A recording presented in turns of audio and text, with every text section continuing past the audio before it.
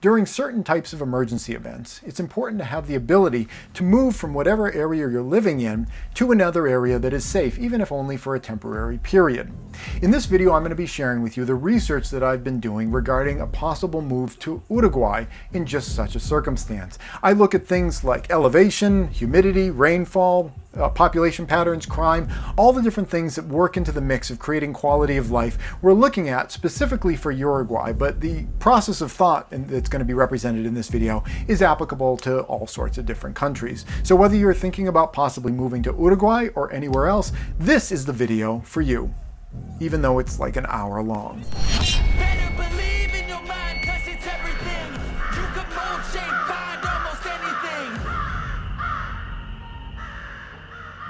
Hey everybody, this is Praxis. In this video, what I want to share with you guys is some of what I've been putting into the site selection process for our plans to possibly head down to Uruguay if we ever needed to leave the United States.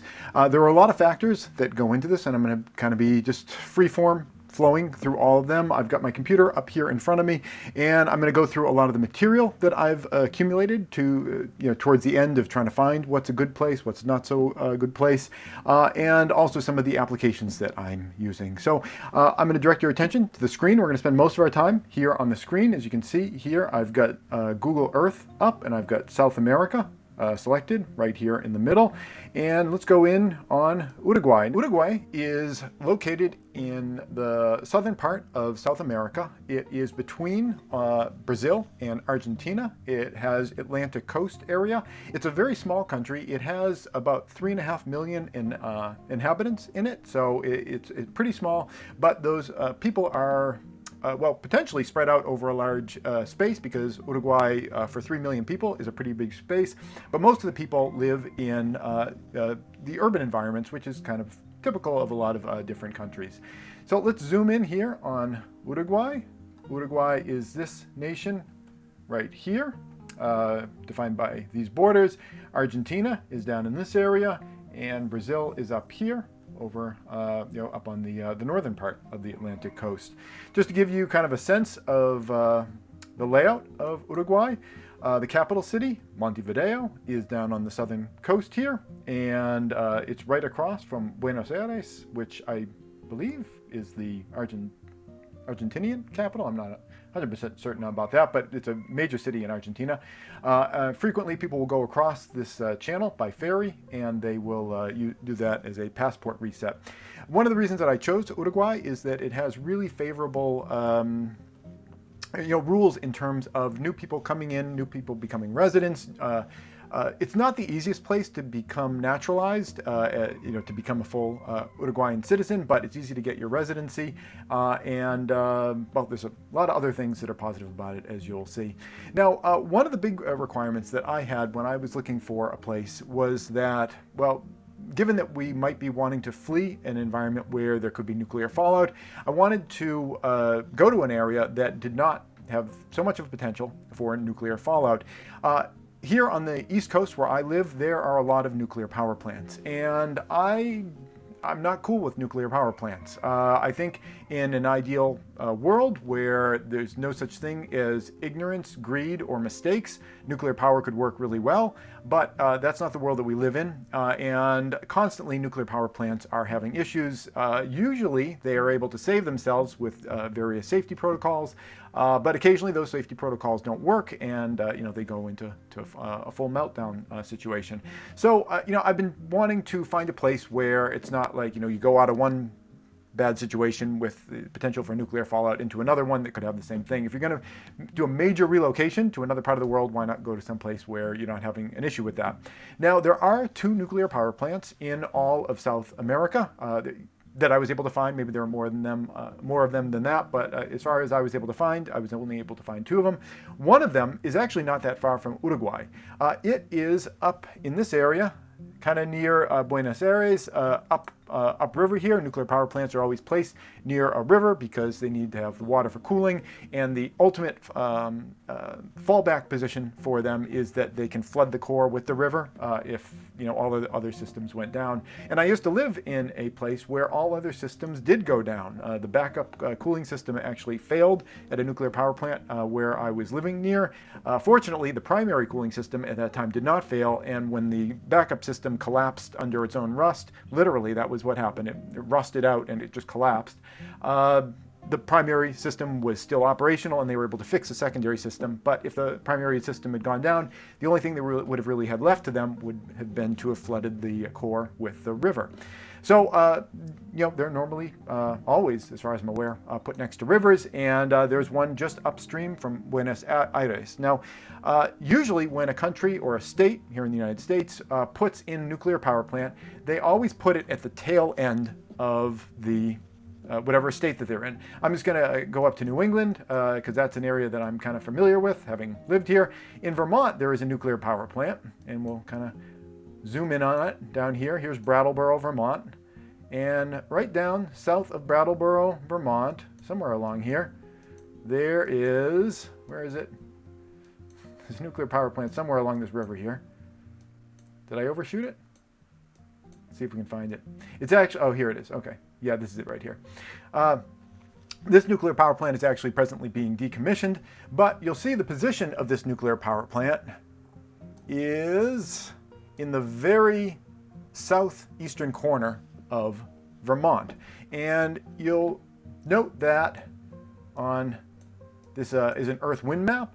And if we look at the primary directions of wind that we tend to experience here in New England, the primary winds tend to come from the Midwest, and they kind of flush over us out towards the Atlantic Ocean. What's happening right now on this wind map is a little bit atypical. If I go to some different elevations of wind, we might start getting some different results. And this layer of wind blowing right now a little bit higher up definitely shows you that predominant west to east kind of airflow. And the reason that Vermont chose to situate their nuclear power plant right here is because they knew that the predominant wind direction, if the thing ever melted down, would blow the fallout out of their state into, in this case, New Hampshire and Massachusetts.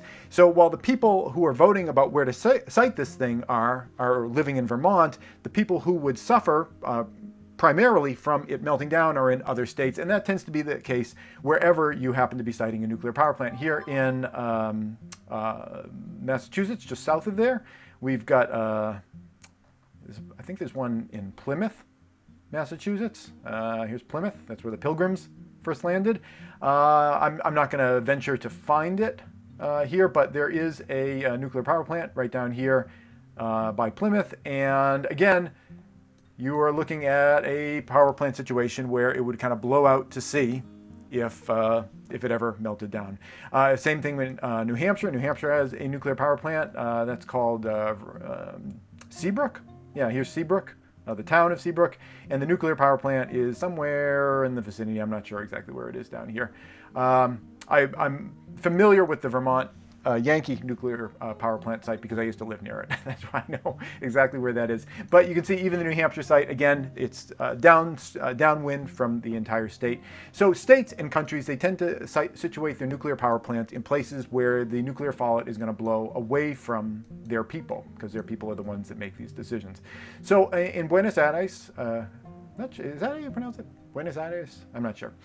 In Argentina, anyway, just north of their capital city, which I think is Buenos Aires, that is a situation as well. The predominant wind directions down here in this area, if we go back to the wind map of Earth, let me get back down into here, you can see the predominant wind directions here at the moment tends to kind of push things upwards. Now, at the moment at this elevation, they're actually going a little bit backwards. This is a little bit more typical, where the winds are kind of more coming from the south, and they're blowing things kind of upwards. Now, if this particular site were to melt down, it's going to be blowing it's fallout kind of up north, up into this area that's less inhabited of Argentina, and over into the eastern area of Uruguay. So for that reason, among other reasons that I'm going to be mentioning later in this video, I've decided that I would like to stay more on the east side of Uruguay because it puts us pretty far away from that nuclear power plant. Now, from outer space like this, it looks like, well, you know, those things are right next to each other, but if you look up information on the fallout related to the Chernobyl disaster, here is an image of that, and Chernobyl is right in here, and you can see that the fallout traveled, you know, almost as far as Minsk in Belarus. It had somewhere around, I think, I'm not sure if I looked on this chart or another chart, somewhere around 200-kilometer radius is what you're looking at for, you know, what people experience in terms of how far the fallout traveled during that event. So using that as kind of a benchmark, if you draw sort of a 200-kilometer perimeter around the nuclear site just north of Buenos Aires, that puts the fallout falling just kind of ending right around Montevideo, maybe a little bit farther.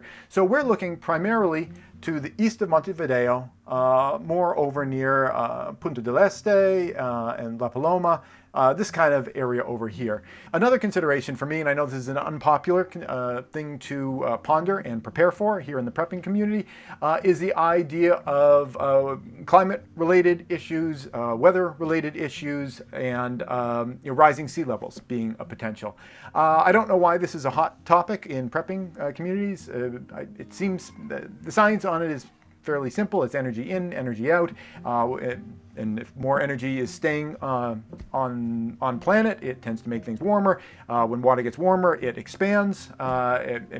Not to mention when glaciers melt, they can go into the water as well. But primarily, rising sea levels are related to the expansion of water due to temperature increases in it. If you have ever used a old-fashioned liquid thermometer, you're familiar with the idea that when a fluid increases in temperature, it increases its volume. It kind of expands, and that is why the liquid will go up and make a mark wherever different temperature readings. That's how a thermometer works. Is that when liquid changes temperature, it changes its volume, and small changes in a liquid's volume over in like a thin area, like a thermometer, can have a lot of change in how far up the thermometer it moves.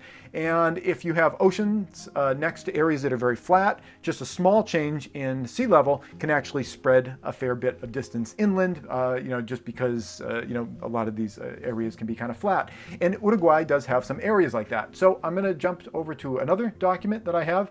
This is a document that I have been creating myself. It is sourced from various images that I've been pulling up related to Uruguay. They're maps of Uruguay. And so I mentioned we were thinking about being over more on the eastern side, more towards Punta del Este. As you start going up north, there are a lot less people, and I know from a prepping standpoint, less people is oftentimes a good thing, but you can have too much of a good thing in that way. If you're in a place where it's just really difficult to get supplies in, that's not something we're looking at. Also, it would be nice if we could be near the water, because beaches are kind of nice, and also things get hotter and more tropical the further north that you go, and the temperatures are a little bit more mild in the south.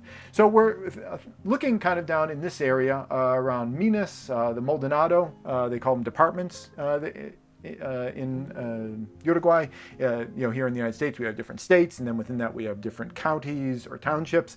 In Uruguay they're referred to as departments. So you have different towns within different departments, and then different departments make up the country.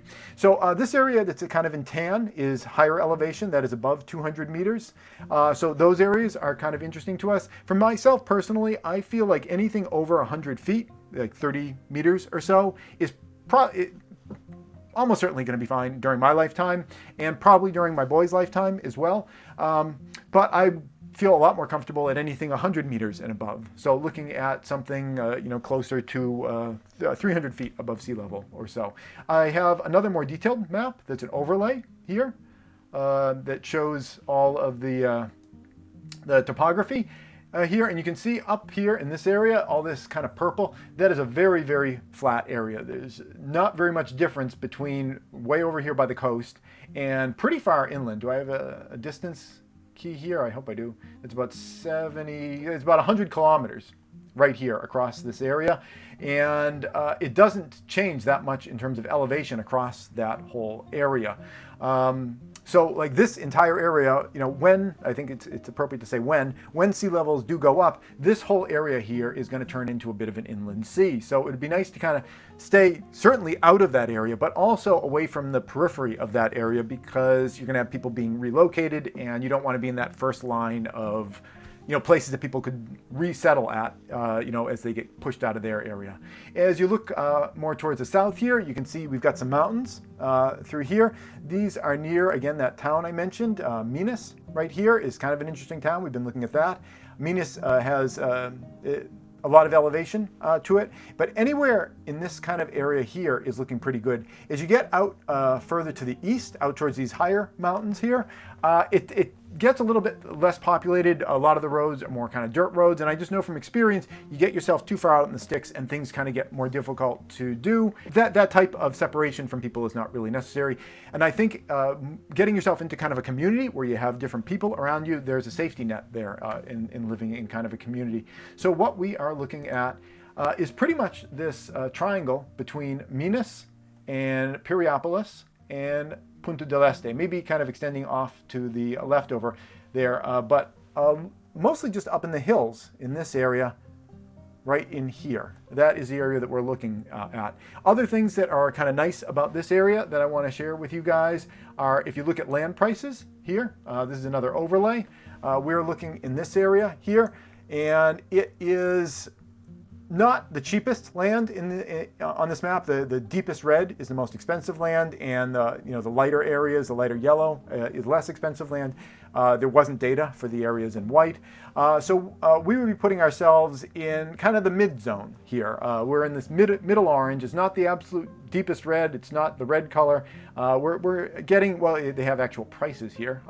We're looking at land that tends to be priced between $3,000 to $5,000 per hectare. Hectares, roughly about 2 acres or so. So you're looking at somewhere between $1,500 and $2,500 per acre, which is, that's a decent price. You know, that's not too bad. You try to find land prices like that in the United States, they're certainly around, but you have to push yourself way further away from populations and towns in order to find land at those prices. So the area works in terms of land prices, and you have to make the finances work. If the finances don't work, none of the rest is going to work either.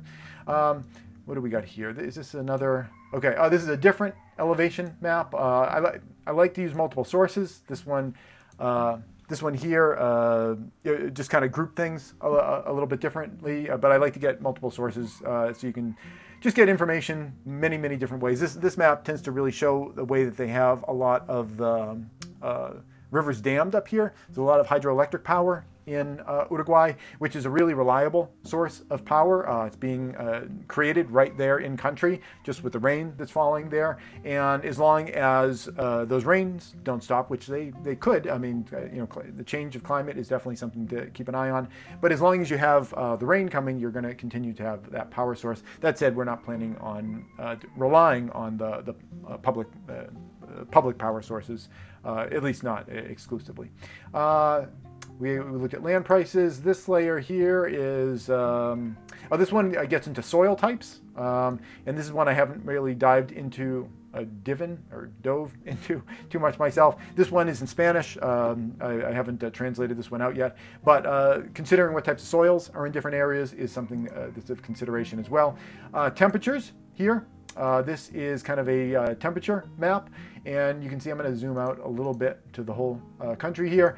You can see here's Uruguay, and here is the temperature map. You can see things tend to get hotter as you move towards the northwest, and a little bit cooler as you move towards the southeast. And again, we're thinking about this kind of southeast area right down over here. The temperatures are fairly mild, and they're kind of on par with kind of like a Georgia, United States kind of temperature. So that's what we're looking at there.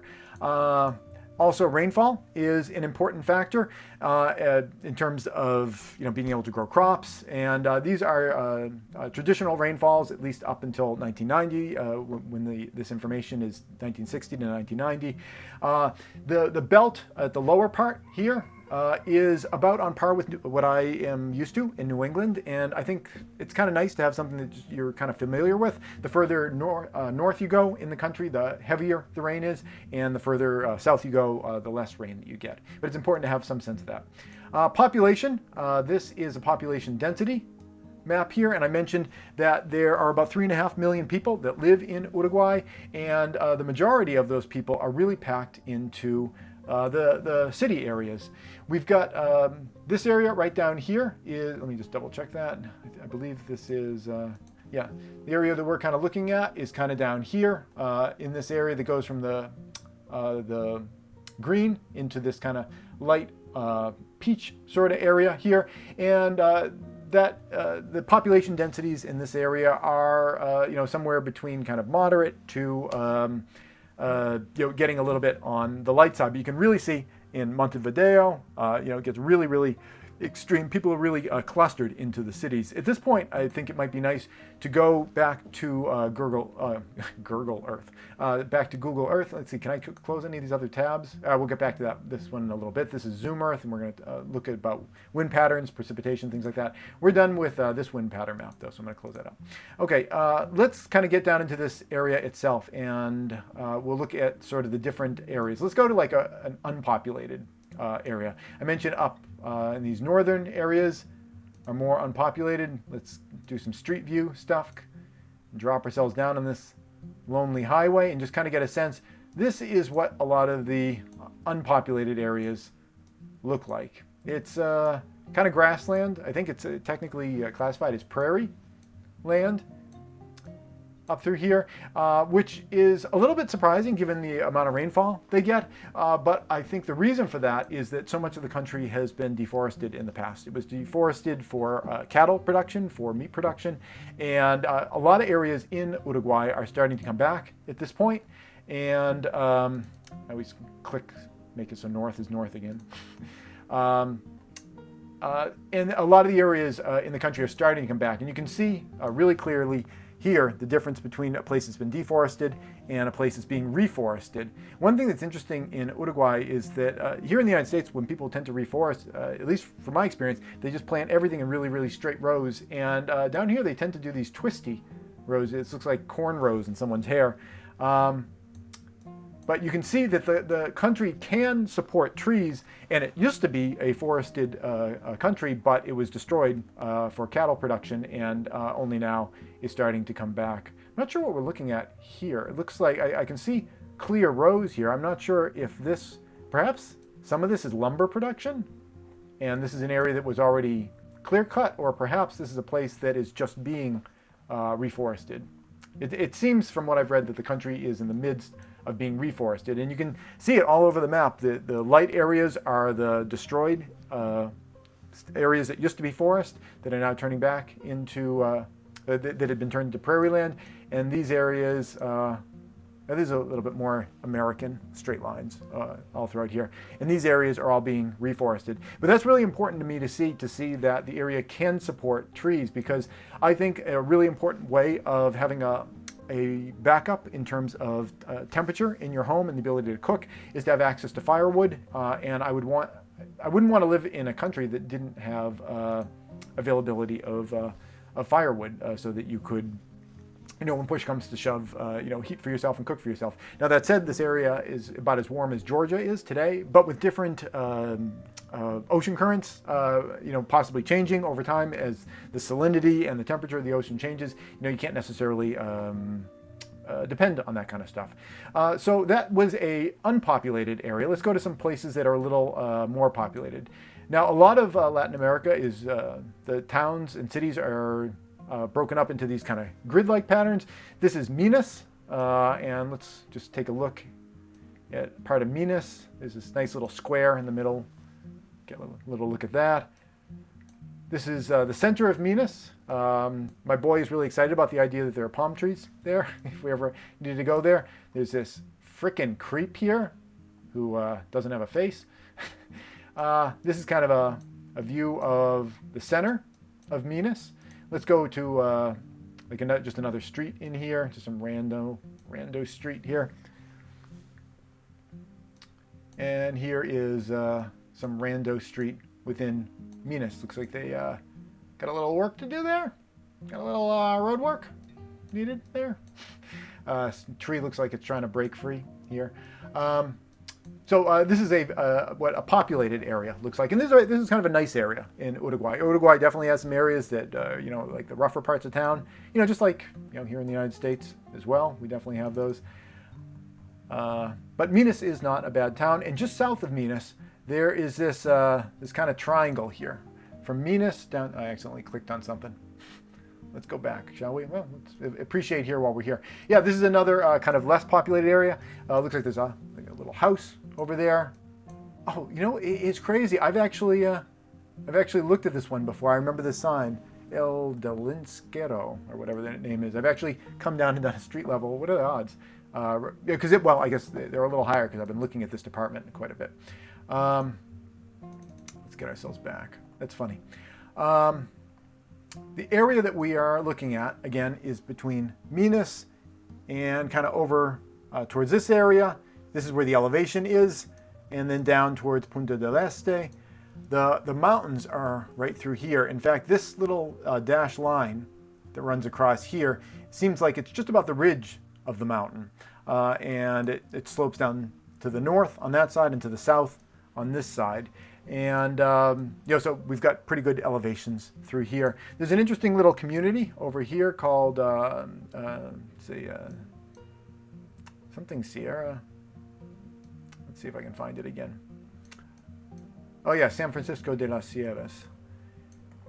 There are some new communities that are being put in that have this kind of look to them, where they're sort of divided up. And this is sort of like, small, like low density living. In fact, I parked myself right in front of, I think this seems to be like maybe a place that is maybe running the vende here. This is for sale. There's a sign. This seems like they do financing, and this is for sale. Signs up over here. Urbanization is talking about how it's being built up here, but this is like kind of a community being put together. It's kind of neat when you go into it. There's a few of these across Uruguay where if you look at some like the little street level bits here, like right here, there's just kind of different people putting up their small houses. There's little plots here. It's been sort of divided up. And this is kind of a nice area. This place has some elevation. Let's look at the elevation here on Google Earth. If you hover over someplace, down in the lower right-hand corner, it will give you the elevation. This is 157 meters, which I would have no concerns. I'm going to go back to north is north and 2D again. I would have no concerns over 150 meters or so. You get up over here, you're 160, you're getting up higher. This is where the mountain's kind of swooping up here. So anywhere through here, you're going to have nice elevation. Elevation is also going to have some cleaner air. When you get down into the valleys around cities, the air can be a little bit less quality, I know from experience. But this whole valley through here is pretty interesting. Now let's just jump to some of these really built up areas like Punta del Este. It's known as the Miami. The Miami of Uruguay. So let's just pop in and get a sense of this. Now this is one of the cities in Uruguay, Punta del Este. But the areas in here are still, like, compared to American, United States standards, very affordable. I would not want to live in one of these high-rise apartment buildings, but if that was your style, it is very, very affordable down here. And you can see the higher density building here. We were looking at some places near a place called something Negra. Yeah, Punta Negra over here. I was looking at properties through here. I'm just going to give you kind of a sample. There was a little property down in this corner here. Again, just kind of getting a sense for pricing. Like these little cabana houses. Can I see another one here? Like, yeah, like this little thing up over here. Slide down the road a little bit. Properties like this being sold, within a walk to the beach for these types of things. This one's up on stilts. Maybe they know something that everyone else should know. These types of properties in here you can get them for less than $100,000 for like a little cottage within like a 5-minute walk of the beach, just to kind of give you a sense of cost. Now the elevation here is much lower. We are at about 24 meters here, so we're under 100 feet in elevation. Here I wouldn't be particularly bullish in terms of the long-term prospects for the property values in this particular area. But one consideration that we have is that we're not necessarily fixated on the idea that we're going to have a place in country that we could go to that would be our permanent place that we might want to be in that country. One idea about a move to Uruguay would be that it'd be a place to go temporarily. One scenario I can imagine happening is that, let's go back to the good old US of A. When people talk about nuclear exchanges, there are a whole crap load, I don't know exactly where they are, somewhere in this vicinity, of nuclear silos in these, again, it's like kind of Montana, the Dakotas, around there. There are a lot of nuclear silos there, and they would be a first strike target. And again, with those predominant wind patterns, if there was a major strike in this area to deactivate those nuclear sites, the fallout is going to blow across the country like so. I mean, because those are the predominant wind patterns. And the way that it's going to roll out is as follows. At least this is my guess, and I almost always guess everything correctly, is that there would be a crisis event and the government would tell you to do that, like go inside, stay inside, and wait for us to tell you what to do kind of thing. And after that, whoever didn't die because of that bad advice would be faced with a new reality where the government would be faced with giving people guidance on what to do. And if the past is any indication of the future, and it is, what the government will probably do is that they are going to talk about areas that are safe. And when they say safe, what they mean is safe as is reasonably possible within the confines of what we're committed to actually spending to solve this problem.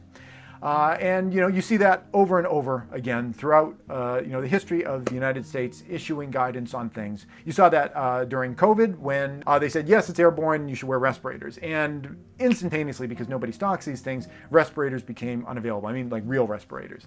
And then after that, what did the government say about what you could do to put on your face? They said that it would be safe and effective to put on what I would refer to as like, fashion or costume masks. But the government said that these would be safe and effective. Were they safe? Were they effective? Well, later on, the government changed its tune when Omicron came out and they said, no, you actually need respirators. But was it the Omicron that made the government change its tune, or the fact that the industry finally was able to ramp up production and caught up, and then respirators were available? No, what changed was that initially respirators became unavailable. So it was safe and effective as effective as possible given the realities of the circumstance. The realities being that there are no respirators available for you. These things are as safe and as effective as possible. So when the government issues guidance in terms of what's safe and what's effective, you always have to remember that. They're saying as safe as is achievable by us given the amount of resources we want to put into this. The same is true of environmental disasters, where every time there's like a trail derailment, every time there's a train derailment and there's toxic chemicals dumped everywhere, that's always aligned with the government as they have people clear out. But then beyond a certain point where they just, I don't want to use the word can't because they probably could, but they just don't want to invest the resources in cleaning things up any further. At that point, they just say everything's safe. Same thing with like the water in various municipalities. It would be really cost prohibitive to actually change out all the lead pipes and the pollution that's getting into the municipal water. So they say the water is safe. And what they mean, again, is as safe as is plausibly achievable by us at this moment in time, given what we want to and can throw at this problem. So fast forward to a future where there is a nuclear strike in this area up here, and fallout kind of wafts across the country.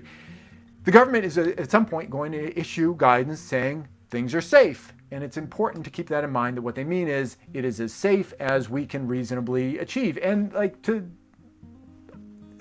giving some acknowledgement to reality, you know, the government just can't move that many people out of an area, and they'd have nowhere to put the people. So it's, I mean, what other policies are they going to have? And they don't want there to be mass panic, so they say it's safe.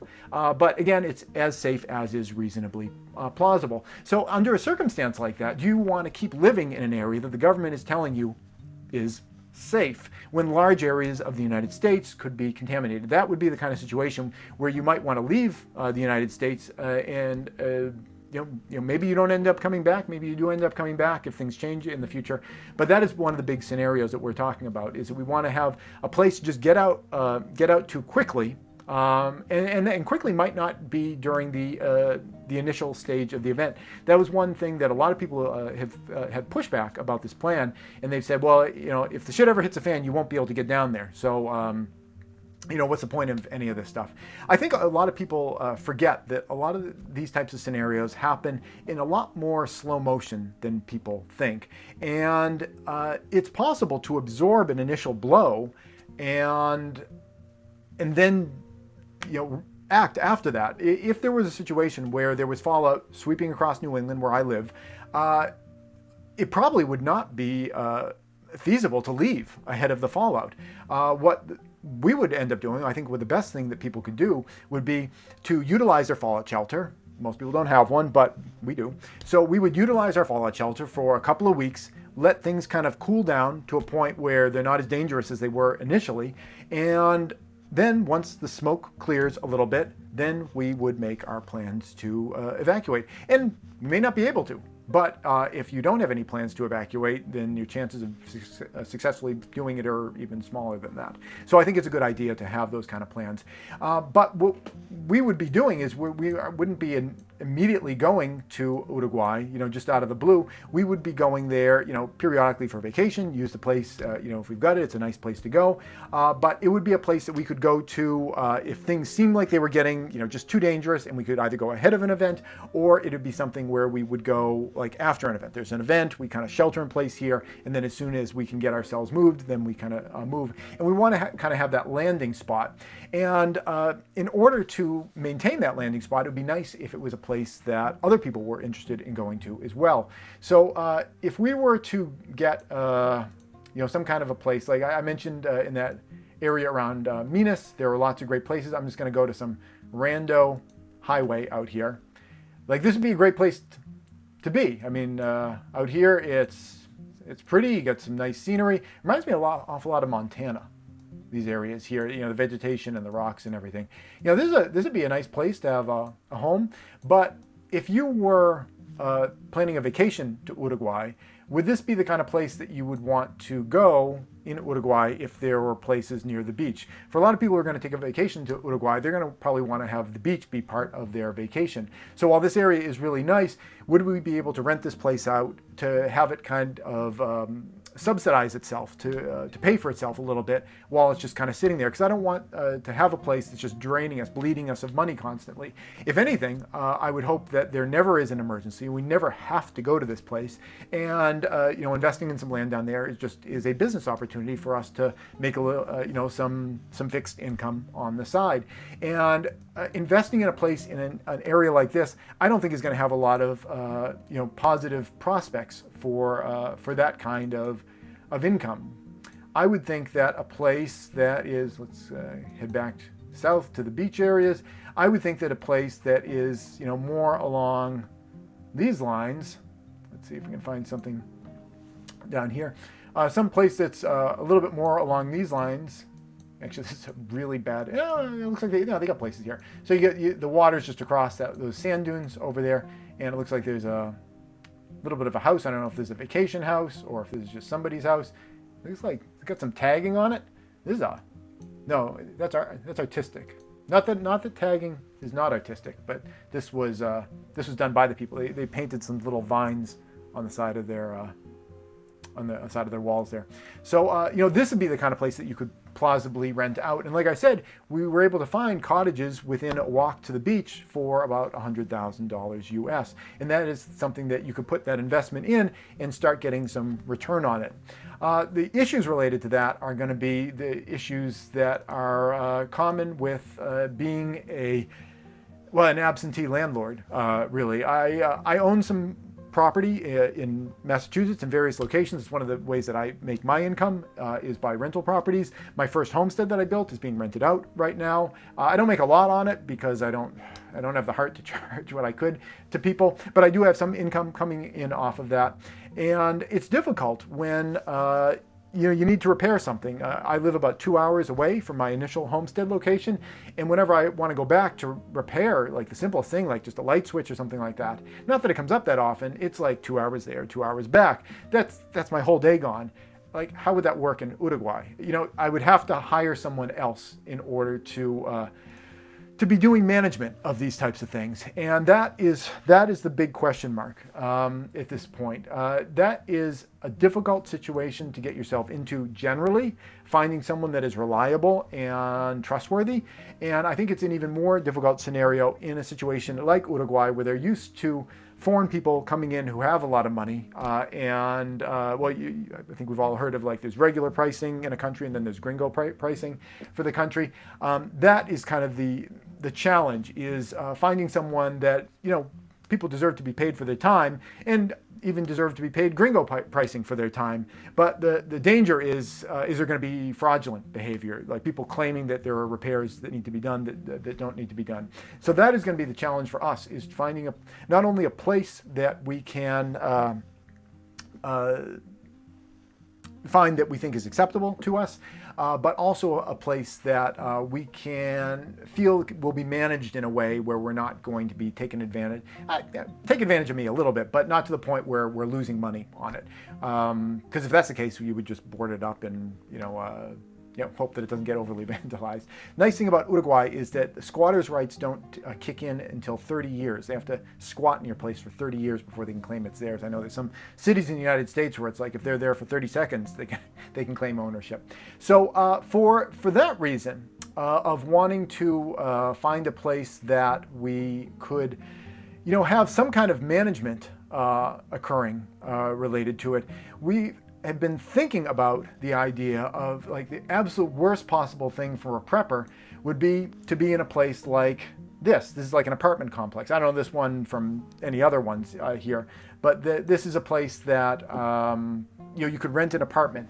And one of the nice things about having an apartment is that I'm sure in a lot of places these apartment buildings have, like, dedicated maintenance staff and dedicated people that you could, like, kind of turnkey and get them to kind of manage the place for you. There would be a lot of peace of mind in that. Now, from a prepper standpoint, like, is this like the kind of place you look at and he's like, yeah, that's where I want to bug out to. It's like, when the shit hits the fan, that's where I want to go, is to a high-rise apartment. But the idea for us is that we would like to have some place that we could just go to, where we could land, and then we could kind of figure it out from there. Because a lot of this stuff, it's for fairly extreme events that I like to think are kind of low likelihood. The idea that the entire United States would get irradiated with nuclear fallout, I like to think that that's low likelihood. Maybe that's just wishful thinking because it's a really awful scenario, but I don't want to put too many eggs in this basket that aren't going to yield benefits to me outside of that one specific scenario. If we're going to invest this kind of money into something like this, I would like it to be something that is a good investment, independent of whether there is ever any kind of a emergency event. Because, you know, any sane prepper will tell you, you know, just because you're prepared for an emergency event doesn't mean that you want it to happen. And I think that kind of concludes most, if not all, of what I wanted to share with you guys. And I hope you found this whole video logical and useful if you are planning to move to a different country or to Uruguay. You know, this is the type of thinking that I do, kind of looking on the ground, you know, getting in there and then traveling there. We're going to be traveling there in, you know, probably towards the end of this year. 2025 is probably when we're going to head down there and do some real looking on the ground and get some shit done. That's it. Thanks for watching. Hey YouTube preppers, if you enjoyed this video, here's another that I think you might like. But before you click on it, I wanted to take a moment to thank all the people you see on the right-hand side of your screen. They help to support all the work that I do here over at patreon.com. If you'd like to join them and get your name added to the list, the link's below.